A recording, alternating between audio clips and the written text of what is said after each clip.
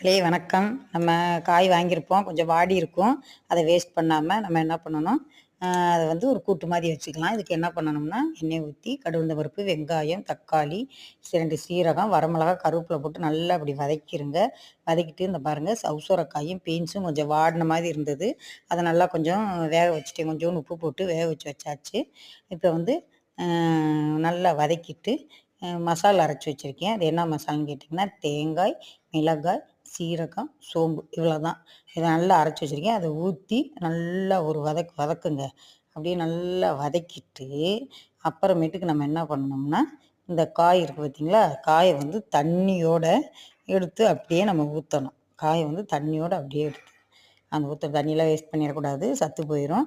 நல்லா போட்டு இப்படியே வதக்கி கொஞ்சம் மஞ்சள்தூள் போட்டுருங்க. அவ்வளோதான். மஞ்சள்தூள் போட்டு அப்படி வச்சு இன்னும் கூட்டு குழம்பாட்டம் வைங்க. சூப்பரா இருக்கும். சாப்பாட்ல பெனஞ்சு சாப்பிடலாம்.